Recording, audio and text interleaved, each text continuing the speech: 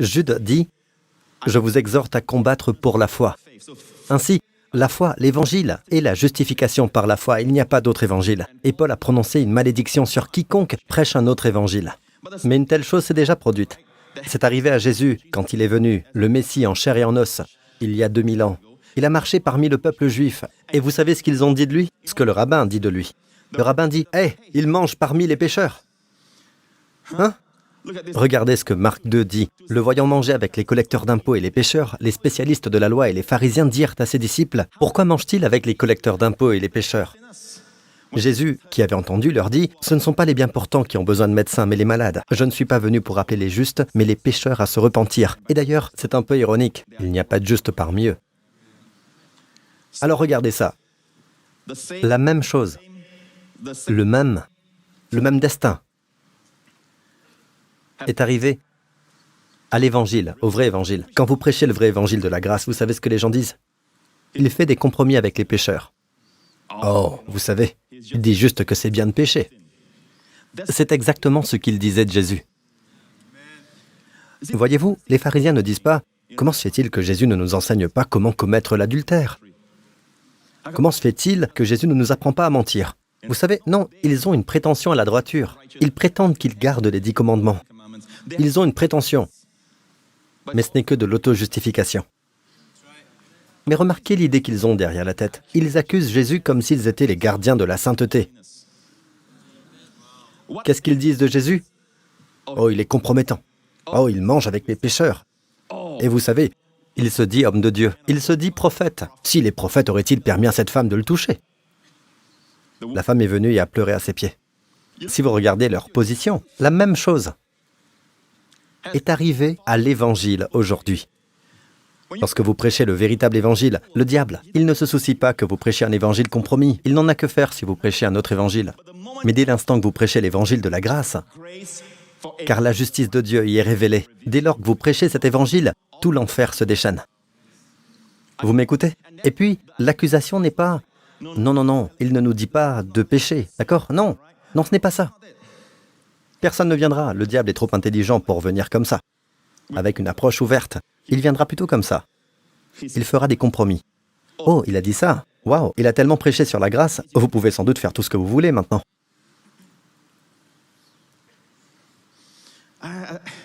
Je vous le dis, c'est si subtil, au point que la grâce a été supprimée. Un autre évangile a pris sa place. Donc, nous allons voir ce qui se passe maintenant dans Jude. Donc, Jude dit, « J'usais de toute diligence. Je me suis trouvé dans la nécessité de vous écrire, afin de vous exhorter à combattre des mots forts. » Jude est très préoccupé dans les derniers jours. L'évangile a été compromis. L'évangile a littéralement disparu au profit de la débauche, de mœurs licencieuses. Verset suivant. Verset 4. « Car certains hommes, c'est la raison pour laquelle il a été supprimé, la raison pour laquelle il faut combattre. Car certains hommes se sont glissés parmi les fidèles, inscrits jadis à l'avance pour ce jugement. » Regardez bien, des impies qui changent la grâce de notre Dieu en dissolution et qui renient notre seul Maître et Seigneur Jésus-Christ. Regardez bien. À première vue, de quoi il s'agit? Combattre pour la foi.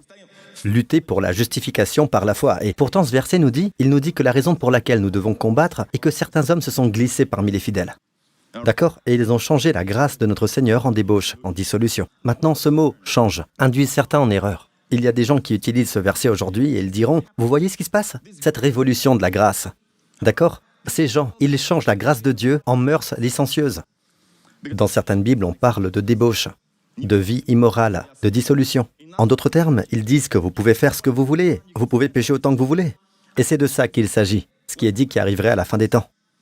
D'accord? Ne discutons pas en nous basant sur des commentaires. Argumentons en nous basant sur la parole de Dieu. Ce mot « par la grâce de notre Dieu », on dirait que la grâce de Dieu s'est transformée en licence. N'ai-je pas raison? Elle a dégénéré en licence.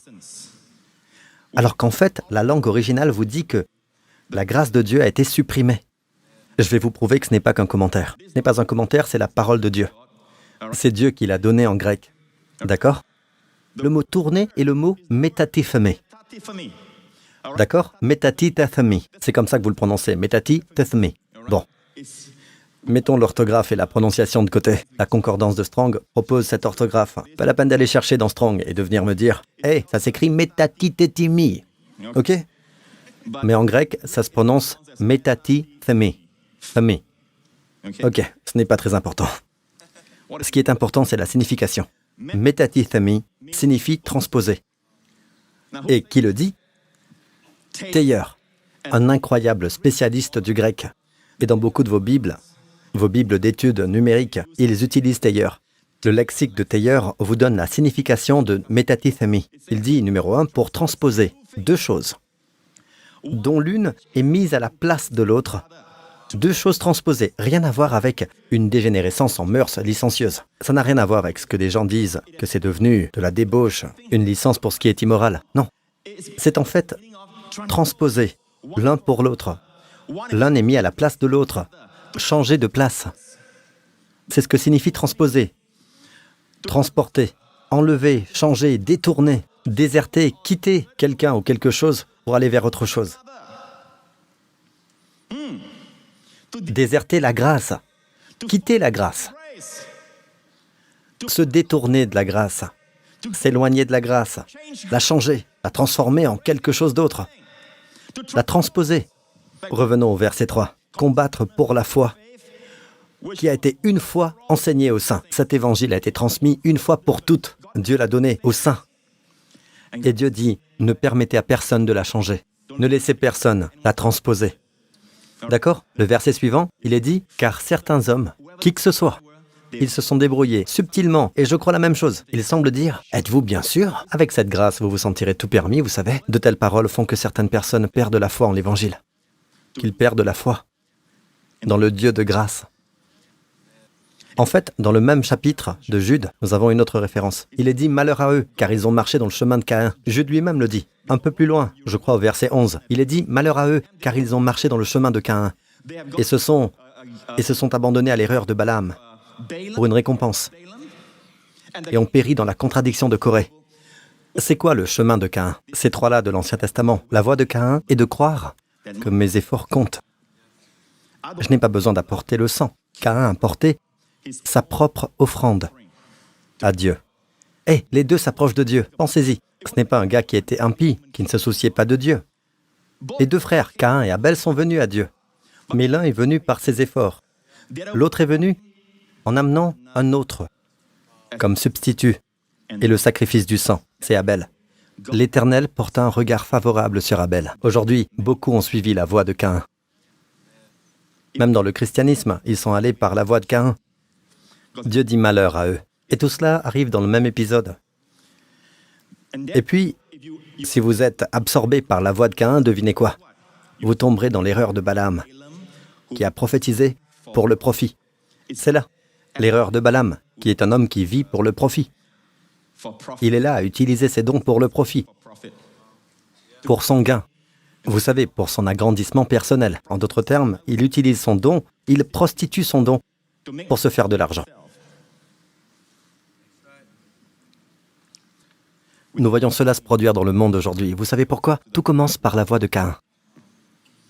Et j'ai envie de prêcher sur ce sujet, sur ce que Jésus a dit, mais c'est un tout autre sermon. Regardez ça, de nouveau ici, nous devons combattre.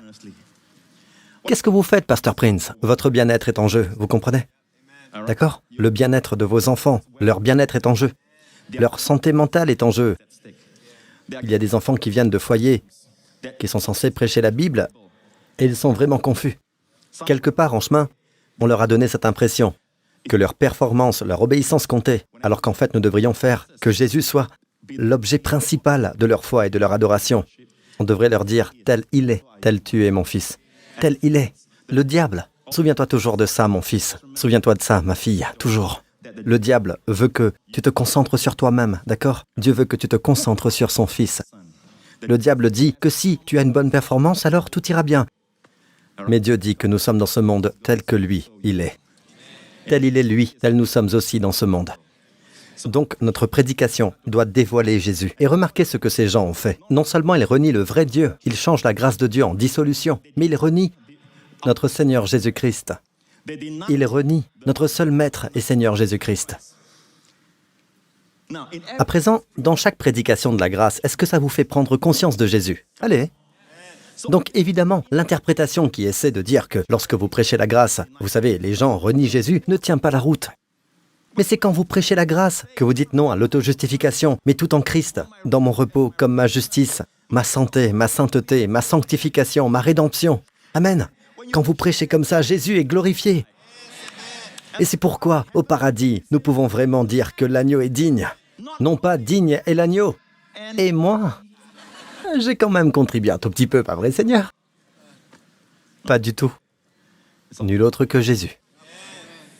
Donc si vous le savez, d'accord? Vous savez, le truc, c'est qu'il y aura toujours quelqu'un qui essaiera de déformer ce verset. D'accord? Et j'ai même vu des commentateurs le déformer en comment la grâce de Dieu a été réduite en une licence pour faire ce que l'on veut. Alors qu'en fait, l'original grec dit « c'est transposé ». C'est quand la grâce est enlevée que la licence règne. Quand Israël a abandonné la grâce, le résultat, c'était le veau d'or. Comment se fait-il qu'il n'y avait pas de veau d'or en Égypte? Ils avaient l'or cette même nuit quand ils sont sortis. Ils ont eu tellement de faveurs qu'ils ont eu de l'or. Les Égyptiens leur ont donné de l'or. Ils ont été remboursés, payés pour des années d'esclavage.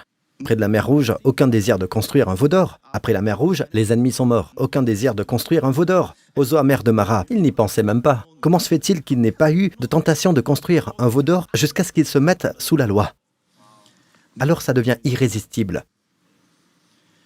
Quand vous venez à l'église, réfléchissez. Ne laissez jamais vos cerveaux à la maison, dans un tiroir. Venez avec votre cerveau et réfléchissez. Lisez le Nouveau Testament, d'accord? Paul est un penseur. Paul argumente. Amen. Paul aborde des sujets tels que « Demeurerions-nous dans le péché afin que la grâce abonde ?» Non, jamais. C'est une impossibilité. Comment alors que nous sommes morts? Une fois que vous êtes morts, vous êtes morts. Nous qui sommes morts au péché, comment vivons-nous encore dans le péché?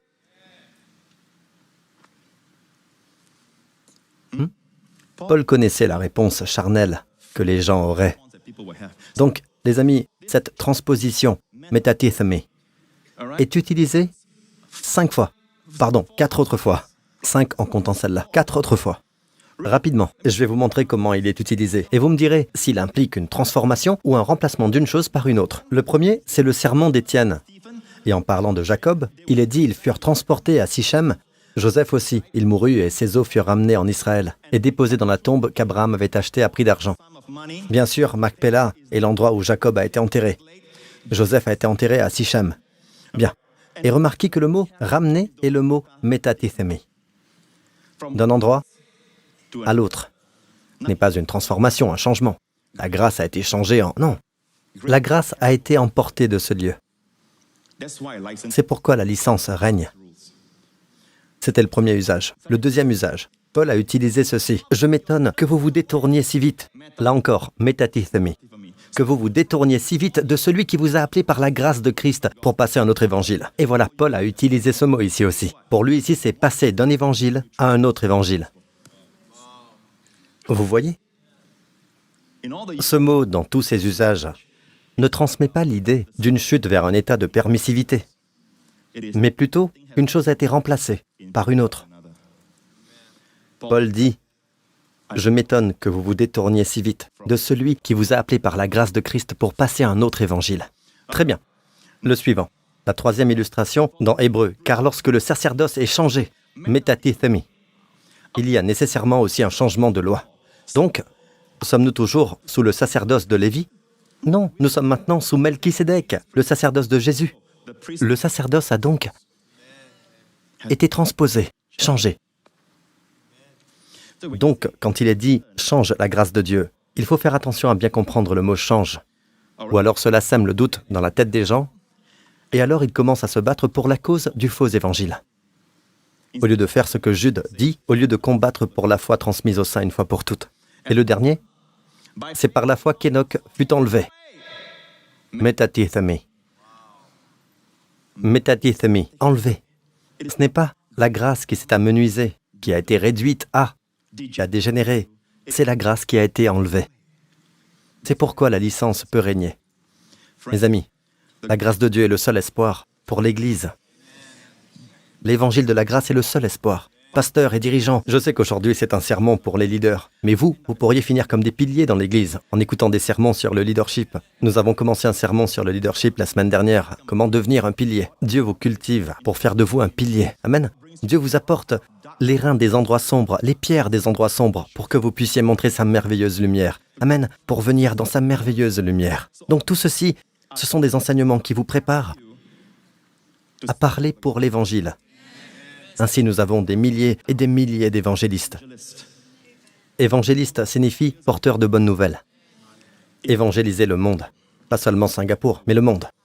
Donc, ce que j'ai fait, ce que j'ai essayé de faire, est de vous montrer les 5 passages où le mot « métatithémie » est utilisé. Et je vous ai montré que chacun d'eux ne parle pas d'une transformation, mais plutôt d'un changement, d'un remplacement, d'un passage d'une chose à une autre.